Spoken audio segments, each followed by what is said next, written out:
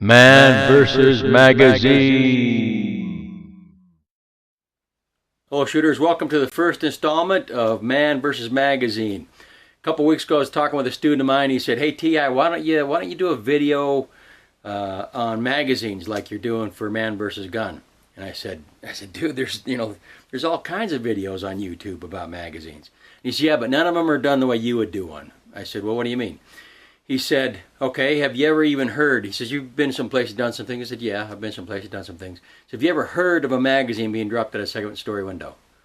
I said, just besides YouTube, no. And but then I said, "But even if it did happen in real life, I would pick, if I was able to go pick that magazine up, and that's a whole different question. If I was able to go get that magazine, I'd put it in my dump pouch because I wouldn't trust it after that. I'd get the rounds out of it later, but that magazine would be suspect as far as I'm concerned. I wouldn't rely upon it to save my life." And he said, "Well, okay, what about running over a magazine with a truck? You ever heard of that or seen of that for real?" And I have not. But same story. If I had a magazine that somehow got run over by a truck, I don't care who makes the magazine, I wouldn't trust my life with it. I'd put it in my dump pouch. Later on, I'd take the rounds out of that magazine and relegate that magazine to training status. It would not be a magazine to be relied upon. And he said, do you clean your magazines out with solvents and stuff?" I said, "No, I don't. I just brush them out, once a year or whatever, with a dry brush. I don't put any solvents on them. I don't clean them like that." So he says, "Okay." He says, "You get my point?" I said, "Yeah, I do." So I decided to come up with a protocol to test magazines against, kind of like Man versus Gun. I'm going to run these magazines through the ringer, but a real world ringer on things that could happen in real life. So the first thing I'm going to do is there's two things that destroy a magazine, and those two things are dropping them on their feed lips. And the second thing is type 3 malfunction clearance drills, where you're trying to rip this magazine out of the feed lips. Those two things is what kills magazines.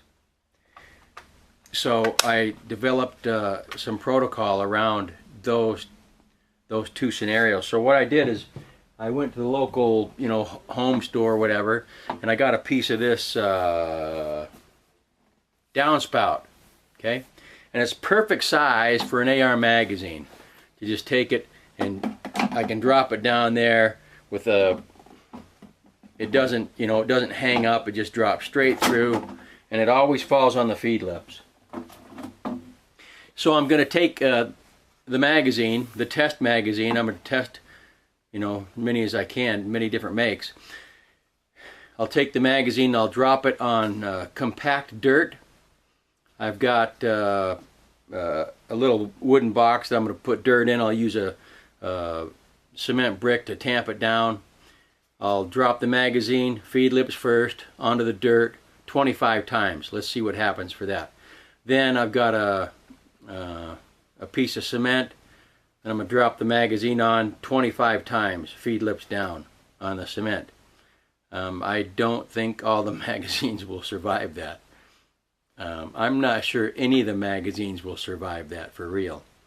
And then I'm going to do 25 type 3 malfunction clearance drills using one of my carbines, and have to rip the magazine out and spread those feed lips 25 times.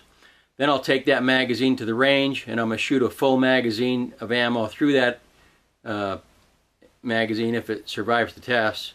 And I'll do 8 in this position with a rifle horizontal, 8 in this position rifle upside down, 8 in this position, and then the last 6 will be from the bottom. And we'll see how it goes. I'll keep a spreadsheet just exactly like I do with Man versus Gun, so you'll be able to see what type of magazine and what it survived and what it didn't survive. I think there's going to be some good data points there. I'm also going to keep track if I lose any rounds out of the magazines, any part of the test. And for my purposes, this is kind of more of a practical test on testing a magazine's ability to survive hard use. Now, I do have to give a disclaimer right up front. I'll be using magazines, but these aren't my go-to magazines. All right, these are my training magazines. Yeah, they're going to be brand new. Every mag I'm going to test is brand new out of the sack. But after these tests, these magazines will be relegated. If they survive, they'll be relegated to training use only. That's why I really advocate having magazines that you train with, and then magazines that you have set aside should you ever need them for real, that you'll be able to have to stake your life on. The downspout tube that I'm going to use to drop the magazines, that's 66 inches long. How did I arrive at 66 inches? I've got a buddy that's 6'4", and he runs a chest rig. I measured, and if he pulls a magazine out of his chest rigs and drops it, it's going to be right at 66 inches. So that's where that came from. Now, obviously, with me, it's going to be shorter, but I think, I'm not the tallest guy on the planet. There's a lot of guys that are taller than I am, guys that are shorter too, but guys that are taller. So I think that's a good round number to start the testing with. And additionally, I will stop the test the minute, if it's a metal magazine, the minute the feed lips look deformed, the test will be aborted at that point. Or if it's a plastic magazine, the second I detect a crack, that will end that portion for that magazine. So let's, right now I'll have a little short video of the protocol with regards to the dirt and the cement. Okay, I'm using an old 5.45 by 39 ammo crate. I've got it half full of dirt and rocks. That's going to be used for the compacted dirt portion of the test. I sprayed it down with a spray bottle to give it a little bit of dampness so it compacts better. I'm using a cinder block to actually compress the dirt down. Then I'm going to put this angle across the box like that, and I'll take my test tube and put it there. Then I'll drop the magazine down 25 times into the dirt. Then if the magazine survives that, I'm going to take this piece of cement, this cement block, and slide it across the top.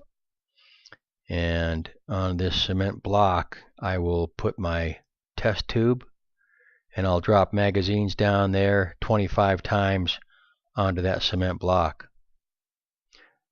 I'll video some of the drops, not all of them, and I'll try and do it in slow-mo so it looks a little bit cooler. The first magazine we're going to do is the old standard USGI aluminum magazine. Then I'm going to be doing mag pulls and lancers and as many as I can do. I think it'll be fun.